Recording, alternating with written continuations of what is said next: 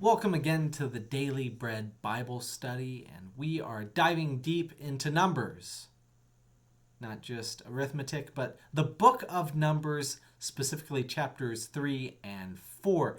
And in chapters 3 and 4, we get to look at the Levites and understand a little bit more about their roles, responsibilities, get to have some of the clans, I would call them, of the Levites and get them see their roles separated. And then we get a census of the Levites as well, too. So a lot of chapter 3 is repeated in chapter 4 in a slightly different way, talking about the sons of Aaron, the duties, the census, and the redemption of the firstborn. And in chapter 4, the roles of the Kohathites, the Gershonites, and the Merarites are reinstated.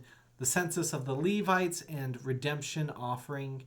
And then Eleazar, the oldest remaining son of Aaron, has special tasks and burden.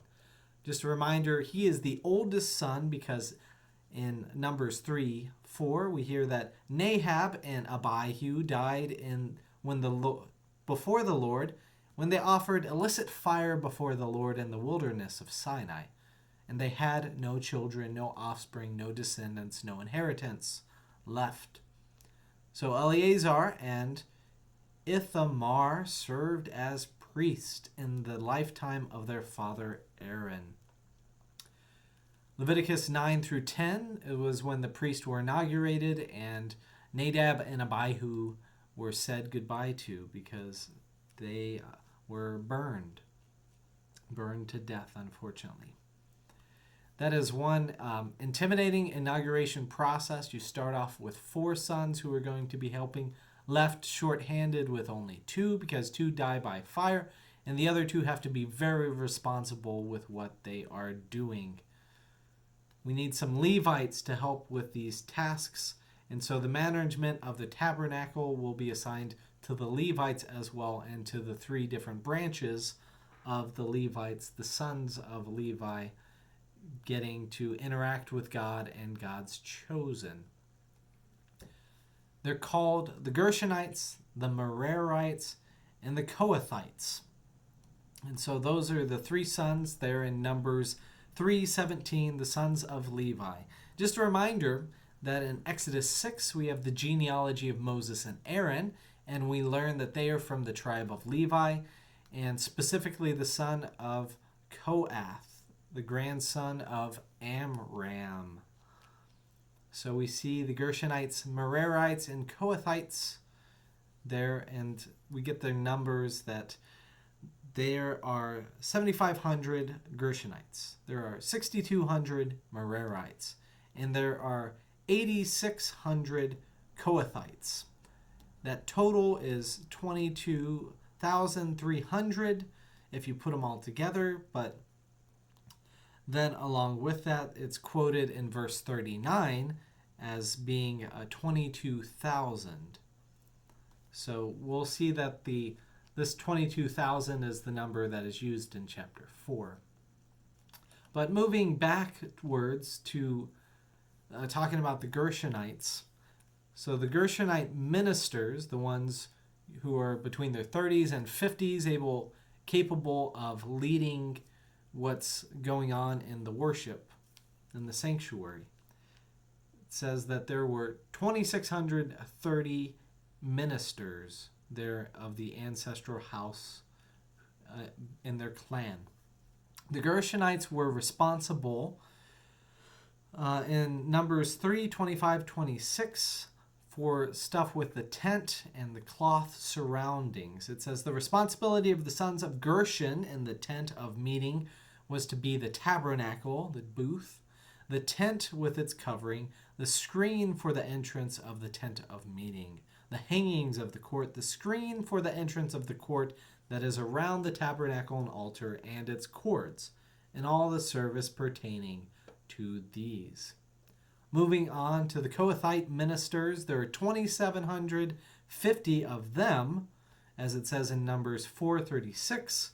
And they deal more with the sacred objects, which makes sense, what Aaron interacted with as the high priest. So their responsibility, as it says in Numbers 3:31, was to be the ark, the table, the lampstand, the altars, the vessels of the sanctuary with which the priest minister, and the screen, all of the service pertaining to these. Moving on to the Merarite ministers, there are 3,200 of them, and they're about providing structures of support, the bones that hold together the temple in that sense. It says in Numbers 3, 36, 34, 36 through 37, the responsibility assigned to the sons of Merari was to be the frames of the tabernacle, the bars, the pillars, the bases, and all their accessories, all the service pertaining to these. Also the pillars of the court all around with their bases and pegs and cords. So what is used to be good to give structure to all of these sacred objects that the Kohathites would be working with. The ministers of the total of the ministers of the Levites, the total enrollment, as it says in Numbers 4:48, was 8,580. That was all who was 30 years old and up, and 50 years old to be able to qualify to work and bear the burdens relating to the tent of meeting. We see in Numbers 3:12 the idea of substitutes, and the idea of a substitute for the firstborn specifically. Numbers 3:12 says that God, speaking here, I hereby accept the Levites from among the Israelites as substitutes for all the firstborn, which goes back to the Passover night, the 10th plague, where God passed over all of the firstborn of Egypt, but slew all of the firstborn of the Egyptians.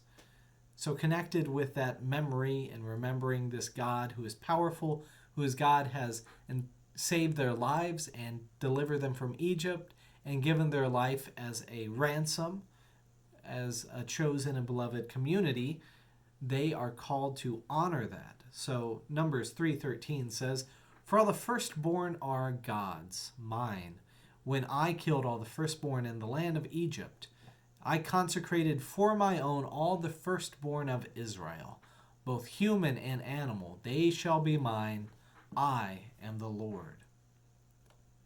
See that God has a special claim on the firstborn, so we need to account for that. Thus, they take enrollment of the Levites, and all the males who are a month old and upward, so everyone, and say 22,000 there in Numbers 3:39. It's different than the other tribes we talked about last time in not choosing the age of 20, because the age of 20 was those who could serve in war.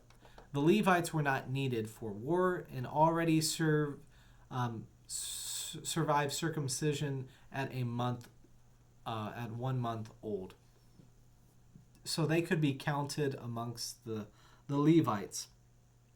And we see a similar counting method used in the redemption of the firstborn to what was used to counting the Levites, because it's not about those who are able to go out to war, but it's taking account of all lives before God that need to be redeemed. So the firstborn is accounted in Numbers 3:43.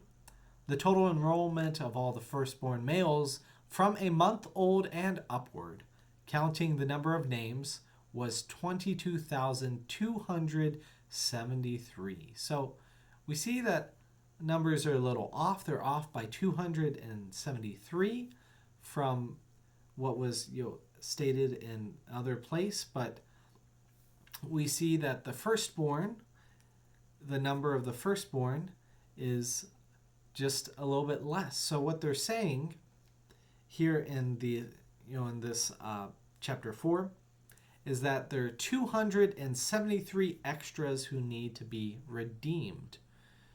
And so those individuals who are the firstborn, who are not covered by the number of the 22,000 of the Levites, so they come up with this number, 273 1,273. Those are the ones who need to be redeemed, and they say there in chapter 4 that it is 5 shekels apiece for the individuals who need to be redeemed. And the redemption money that is left over from the redeeming of the temple goes to serve the Levites in the temple, functioning there under Aaron's control. So it says in verse 50 that they collected 1,365 shekels in the redemption collection that they took. So the Numbers 3:48 says, "Give Aaron and his sons the money in excess of what is redeemed." So Numbers, in closing, we see Numbers 3:41, talks about the firstborn and says, "You shall accept the Levites for me, I am the Lord, as substitutes for all the firstborn among the Israelites." The Levites are going to cover them. They're also going to mediate from them, as we learned last time. They're setting up the structures of the camp, and all of the different tribes have their sides to which they're at, west and east and north and south.